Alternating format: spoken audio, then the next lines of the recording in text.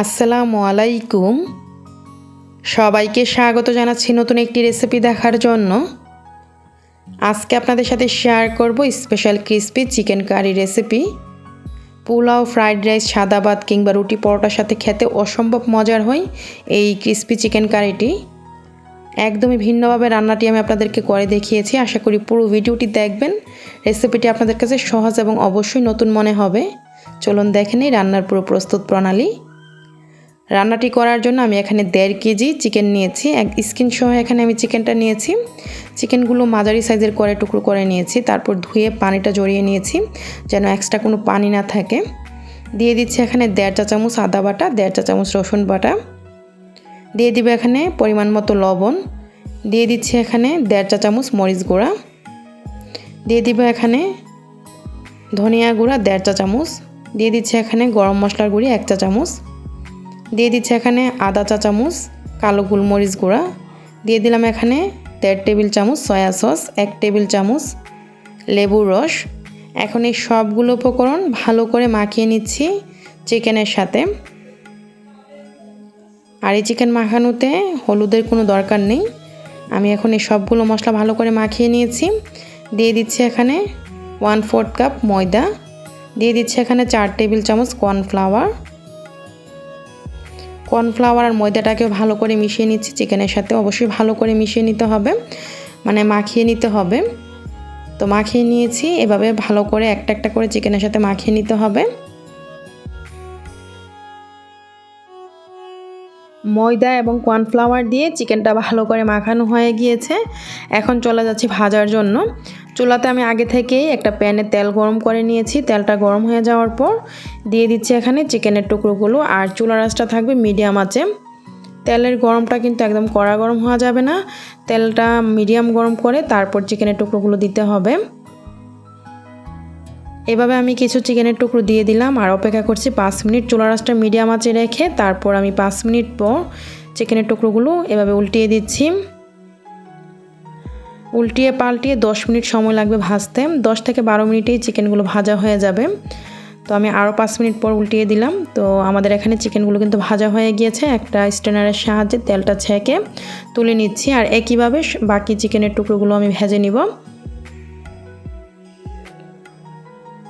আমি এই চিকেনের টুকরোগুলো ঠিক এইভাবে ভেজে নিয়েছি। একটা প্লেটে আমি আপনাদেরকে নিয়ে দেখিয়ে দিচ্ছি। ঠিক এরকম হবে, ঠিক এরকম ক্রিস্পি করে ভেজে নিতে হবে এই কারিটি করার জন্য।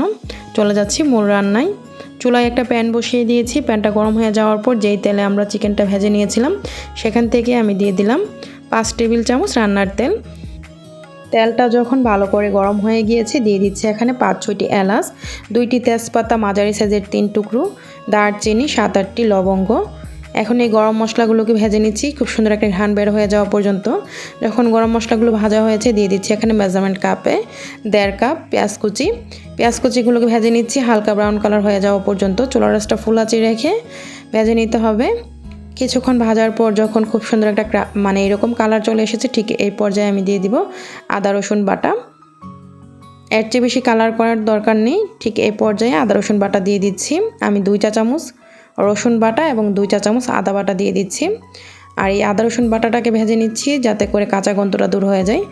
মিনিট খানেক ভেজে নেওয়ার পর যখন আদা রসুন বাটার কাঁচা গন্ধটা দূর হয়ে যাবে আমি দিয়ে দিব একে একে শুকনা যে মশলার গুঁড়িগুলো।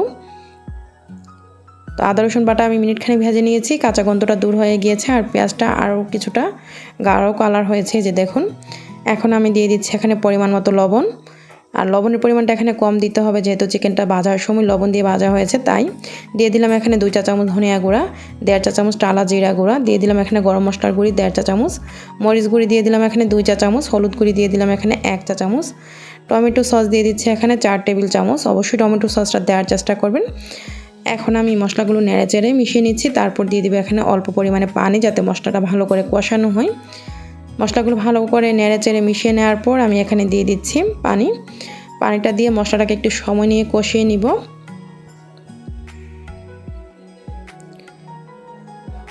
চুলার আঁচটা আমি মিডিয়াম আঁচে রেখে এখন এই মশলাটাকে কষিয়ে নিচ্ছি 10 মিনিট। কারণ এই মশলা কষানোর উপর নির্ভর করবে এই চিকেনের রান্নাটা কতটা মজার হবে। তো এইভাবে নেড়ে চেড়ে 10 মিনিট কষিয়ে নেওয়ার পর যখন তেলটা ছেড়ে দিবে তখন বুঝতে হবে মশলাটা ভালো করে কষানো হয়েছে।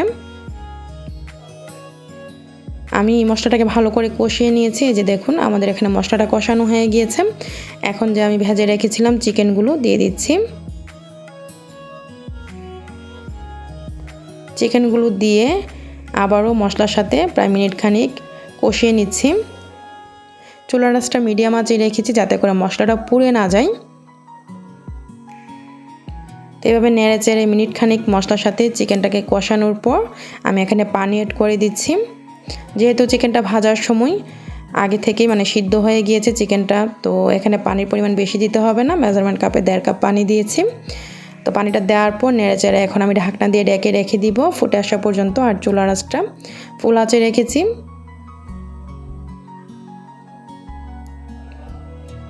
ঢাকনা দিয়ে ডেকে রেখে দিয়েছি, চুলার আঁচটা ফুল আছে।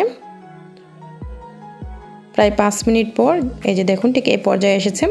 এখন চুলার আঁচটা আমি মিডিয়াম আঁচে করে দিয়েছি। আর এখানে কিছু আস্ত কাঁচামরিচ দিয়ে দিলাম। কাঁচামরিচটা দিয়ে তারপর নেড়ে চেড়ে রেখে দিচ্ছি আরও 5 থেকে 7 মিনিট। চুলার আঁচটা এখন মিডিয়াম থেকে কম আঁচে করে আমি অপেক্ষা করছি 7 মিনিট।